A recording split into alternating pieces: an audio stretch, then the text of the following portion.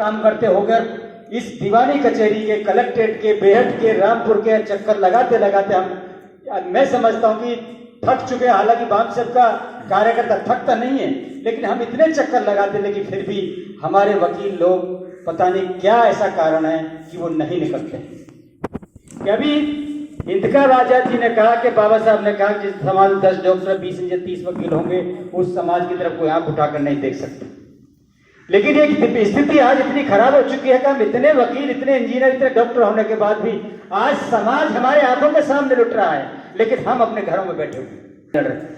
व्यवस्था परिवर्तन केवल 2 शब्द है इसमें, लेकिन साथियों ये बहुत बड़ा काम है, क्योंकि इसकी पूर्व शर्त है कि व्यवस्था परिवर्तन बिना वैचारिक परिवर्तन के नहीं हो सकता। हमारे लोगों का विचार ही परिवर्तन नहीं हो पाता है। विचार परिवर्तन के 2 कारण होते हैं, 2 वजह से विचार परिवर्तन होता है, संगत से और पढ़ने से। ना तो हमारे लोग पढ़ते हैं और ना ही संगत में जाते हैं। यह सबसे बड़ी दुर्भाग्यपूर्ण स्थिति है। साथियों, मैं तारीफ की बात नहीं करता हूं।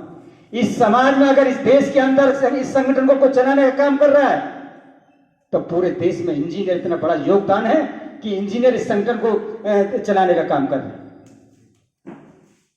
क्योंकि जितना धन इंजीनियर मुहैया कराता है संगठन के लिए, हालांकि समाज के सभी लोग कर रहे हैं, लेकिन मैं जो कह रहा हूं, जितना पैसा, जितना धन इंजीनियर मुहैया कराता है, इतना हमारे साथी और लोग नहीं कराते। साथियों, हम अपने बच्चों को पालते हैं, अपने परिवार को पालते हैं, हम अपनी परिवार की जिम्मेदारियों को संभालते हैं, लेकिन समाज के बारे में हम बिल्कुल नहीं सोचते।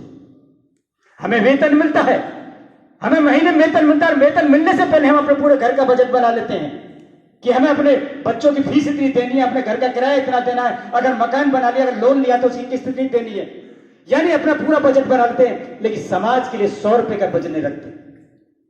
और जब सामाजिक व्यक्ति उनके सामने जाता है तो हमारे लोग बगले झांकना शुरू कर देते हैं, फिर हवाला कर देते हैं कि मेरा बच्चा उस क्लास में पढ़ रहा, मुझे बच्चे की फीस भरनी है, मुझे ये करना वो करना।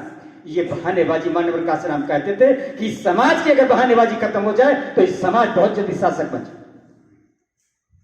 हमें बहुत लंबा समय हो गया, हम बूढ़े हो चुके, रिटायर्ड हो चुके, लेकिन स्थिति क्या है, हमें इसे सोचने समझने की जरूरत है। ये सच्चाई है।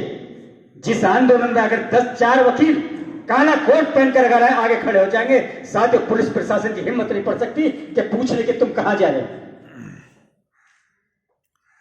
हम इतने आंदोलन करते हैं सहारनपुर में, इतने कार्यक्रम करते हैं कि गिने चुने 1-2 वकील हमारा साथ देते।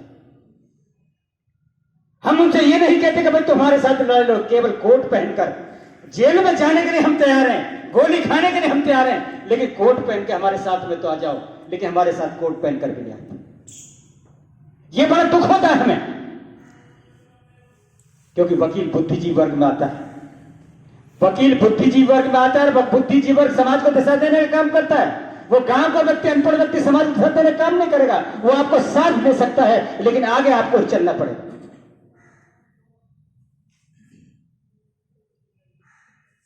सारे लोग यहां पर बैठे हुए, सामने भी बैठे हुए, सबको पता है कि उंगलियों पर समाज में कितने लोग काम कर रहे हैं। हर जिले में कितने लोग समाज में काम कर रहे हैं।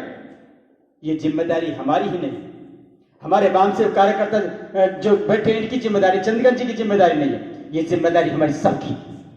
क्योंकि हमारे महापुरुष ने जो कार्य किया, हमारे महापुरुष ने जो बलिदान किया, उसका लाभ हम सबको मिला है। लेकिन हमने गिरेबान में झांक कर देखें कि हम समाज के लिए कितना काम करते हैं। हमारे जितने भी वकील हैं, ऐसा नहीं है सभी संपन्न हैं। जितने भी इंजीनियर्स हैं, जितने भी डॉक्टर हैं, सभी संपन्न हैं। और आज की डेट में तो मैं समझता हूं कि हमारा चपरासी भी गाड़ी खरीद के 4 पहियों गाड़ी में चलता है। हमारे हर वकील पर गाड़ी होगी। हमें यह देखना चाहिए, हर इंजीनियर पर गाड़ी होगी। हमें देखना चाहिए कि हम अपनी गाड़ी को लेकर समाज में कितने दिन निकल कर जाते हैं महीने में। बाबा साहब डॉक्टर अंबेडकर जब अमृतसर में एक कार्यक्रम में गए, तो वहां पर बाबा साहब डॉक्टर अंबेडकर जब मंच पर बैठे हुए थे, एक व्यक्ति आया मंच पर आकर उसने उनके बाबा साहब के पैर छुए और हाथ जोड़कर सामने बोला, बाबा साहब मैं आपकी कृपा से भारत में पहला IPS हूं और फूलचंद मेरा नाम है, फूलचंद मेरा नाम है। तो बाबा साहब हल्के मुस्कुराए और कहा कि फूलचंद मुझे बड़ी खुशी है, लेकिन तुम मेरी कोठी पर आना, मुझे तुमसे कुछ बातें करनी। उस व्यक्ति को जो घर पे गया, रात को सोया, रात भर उसे नींद नहीं आई कि मैंने ऐसे कौन सी गलती कर दी कि बाबा साहब डॉक्टर अंबेडकर से यह कह दिया कि मैं पहला आईपीएस हूं और बाबा साहब ने मुझे तलब कर लिया। लेकिन साथियों उसको नींद नहीं आई, सुबह उठा और उठने के बाद सीधे दिल्ली जाता 26 अलीपुर रोड पर। बाबा साहब अपने लॉन में पेपर पढ़ रहे थे और बाबा साहब के जाते उसने पैर छुए, पैर बाबा साहब के जैसे स्पर्श हुए, बाबा साहब ने पेपर एक तरफ हटाया और बाबा साहब ने फूलचंद को सामने देखा। फूलचंद ने बाबा साहब को हाथ जोड़कर नमस्ते कहा कि बाबा साहब मैं आ गया, कि अच्छा बैठो। फूलचंद ने कहा कि बाबा साहब मेरे लिए क्या निर्देश है, क्या आदेश है? फूलचंद ने कहा कि फूलचंद मेरा तुम्हारे लिए निर्देश है कि तुम्हें जो सरकारी वर्दी मिली है, जो सरकारी हैट मिला है, सरकारी टोपी मिली है, सरकारी गाड़ी मिली है, इसको पहनकर इस गाड़ी को लेकर तुम उन गलियों में, बस्ती में जिनसे तुम निकल के आए हो, हफ्ते में कम से कम एक बार चले जाओ। हफ्ते में भी नहीं जा सकते, कम से कम एक महीने में चले जाना। ये बाबा साहब डॉक्टर अंबेडकर ने फूलचंद को निर्देश नहीं दिया था, ये पूरे ओवरऑल समाज को, उस बुद्धिजीवी वर्ग को, उस कर्मचारी अधिकारी को दिया था जो बाबा साहब की बदौलत आज बड़े बड़े पदों पर बैठे हो। लेकिन हमने बाबा साहब को उस विचार को जाना ही, हमने बाबा साहब की वेदना को पहचाना ही नहीं। अगर हम उस वेदना को, उस विचार को जान लेते तो हम इस देश के शासक हो गए होते। इसमें कोई किंतु परंतु नहीं है।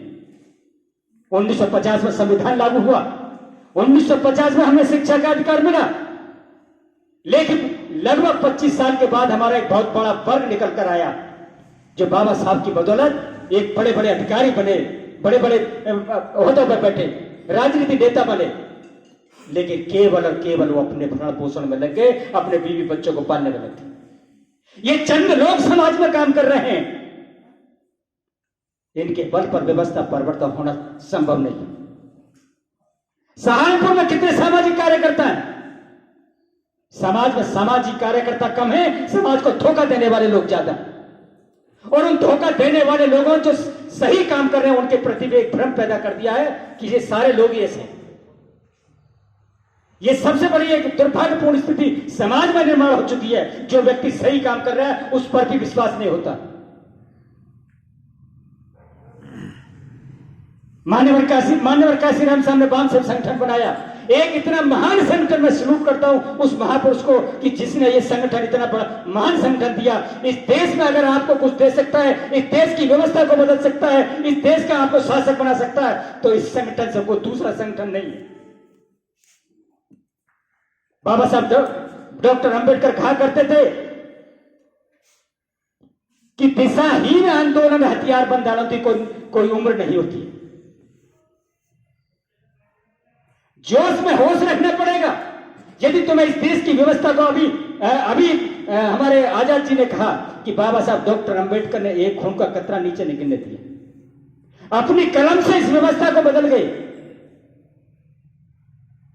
जोश में होश खोने से पत्थर में सर मारने के समान है। यदि हम जोश में लड़ाई लड़ेंगे तो पत्थर में सर मारने के समान है। वो चारों तरफ हम पर कब्जा कर रहा है, पूरी हर व्यवस्था पर कब्जा कर रखा है, न्यायपालिका कार्यपालिका सब पर कब्जा कर रखा है। यदि ऐसे में हम जोश दिखाने का काम करेंगे तो समझ लो कि हम पत्थर में सर मारने का काम कर रहे हैं। जो बाबा साहब डॉक्टर अंबेडकर ने हमें दिया है कि संवैधानिक तरीके से ही और कलम के जरिए हम उनको मात दे सकते हैं, तो साथियों बाप से वही लड़ाई लड़ रहे हैं, बाप से वही लड़ाई लड़ रहा है। हमने अनेकों आंदोलन किए, कई बार जेल भरो आंदोलन किया, लेकिन हमारे किसी कार्यकर्ता को एक जरा सी खरोच भी नहीं आई, किसी कार्यकर्ता को नहीं आई। अभी हमारे मेहरबान जी ने बताया कि राहुल गांधी की यात्रा पूरे देश में परमिशन मिली हुई है। 26 जनवरी से हमारी परिवर्तन यात्रा शुरू होनी थी ईवीएम के विरोध में, लेकिन साथियों उसकी परमिशन को रद्द कर दिया गया। परमिशन को रद्द कर दिया गया।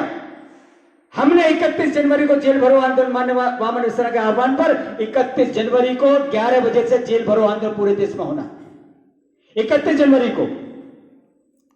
लेकिन हमारे कर्मचारी तक नहीं डर रहे। भाई आम जो नॉन कर्मचारी है वो लोग तो डरते नहीं हमारे, लेकिन हमारा कर्मचारी भी प्रयास करता है कि मैं भी जेल में जाऊं, लेकिन हम उसको बचा कर रखते हैं कि आप पीछे रहिए, कि हमारे पास नौकरी के सिवा कुछ नहीं है, केवल नौकरी ही हमारे पास बच्चों को पालने के लिए, और जो समाज को जो रिसोर्स मिल रहा है वो केवल हमारे कर्मचारी अधिकारी दे रहे हैं। कोई उद्योगपति हमें देने का काम नहीं कर रहा, केवल कर्मचारी हम अधिकारी हमें रिसोर्स दे रहे हैं।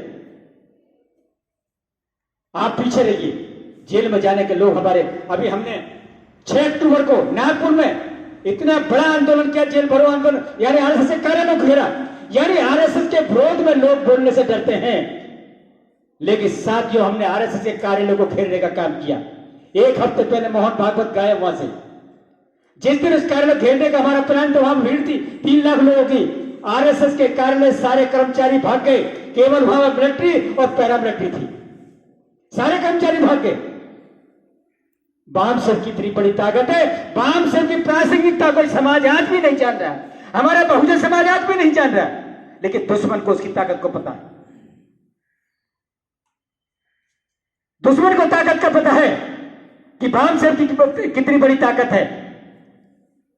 मेरा यहां पर जो आज हमारा इंडियन लोअर एसोसिएशन का जो कार्यक्रम है, विशेषकर हमने ये कार्यक्रम रखा था क्योंकि बाबा साहब के बैरिस्ट्री की जो डिग्री बाबा साहब को मिली, आज 100 साल पूरे हो रहे हैं। इस उपलक्ष्य में हमारे वकील लोग आएंगे, लेकिन किन्हीं कारणों से वो लोग नहीं आ पाए। लेकिन जो भी आए हैं हम उनका सम्मान करते हैं।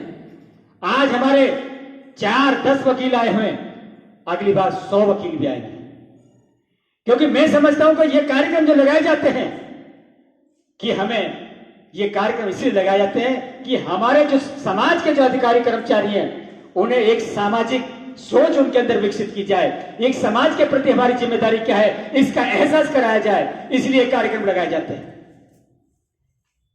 क्योंकि समाज में हमारे जितने कर्मचारी अधिकारी हैं, अगर इनमें से 50% भी अगर साथ दे देते तो हम इस देश के शासक बन गए होते। बाबा साहब डॉक्टर अंबेडकर ने यूं नहीं कहा था मुझे मेरे पढ़े लिखे लोगों ने धोखा दिया, लेकिन आज के लोग इतनी बुद्धिमान हो गए कि ये वामसेव के लोग समाज को बेवकूफ बनाने का काम करेंगे। बाबा साहब ने कभी नहीं कहा कि हमें पढ़े लिखे लोगों ने धोखा दिया। उस समय पढ़े लिखे लोग थे ही कहां भाई, जब 50 में उनका कहना 50 में हमें पढ़ने का अधिकार मिला, और बाबा साहब ने कहा 1956 में कहा था कि 6 साल में इतने पढ़े लिखे लोग कहां गए थे। लेकिन मैं उनको बताना चाहता हूं कि उस समय भी पढ़े लिखे लोग थे। बाबा साहब डॉक्टर अंबेडकर जो साथ दे, दादा साहब गायकवाड़ अनपढ़ नहीं थे, अमृतराव अनपढ़ नहीं थे, जोगीनाथ मंडल अनपढ़ नहीं थे, उनके साथ अनेकों पढ़े लिखे लोग थे। लेकिन बाबा साहब डॉक्टर अंबेडकर के समय भी बहुत पढ़े लिखे लोग थे, और जो 18 लोग बाबा साहब ने विदेश में भेजे थे, उन्होंने बाबा साहब को धोखा देने का काम किया। साथियों, समय ज्यादा हो गया, अभी अध्यक्ष भी बोलेंगे, हमारे परम आदरणीय न्यायमूर्ति साहब भी बोलेंगे। तो मेरा बस इतना कहना यह है कि जब तक हमारे अंदर एक सामाजिक सोच पैदा नहीं होगी, केवल कार्यक्रम में जाने मकसद नहीं होना चाहिए। अग्रणी जिस तरह से हम काम कर रहे हैं, जितना हम काम कर रहे हैं, अगर 25% भी हमारे सहारनपुर में लोग वकील और इंजीनियर डॉक्टर काम करना शुरू करते हैं, तो मैं समझता हूं सहारनपुर से क्रांति शुरू हो सकती है। सहारनपुर क्रांति का बिगुल बाज सकता है।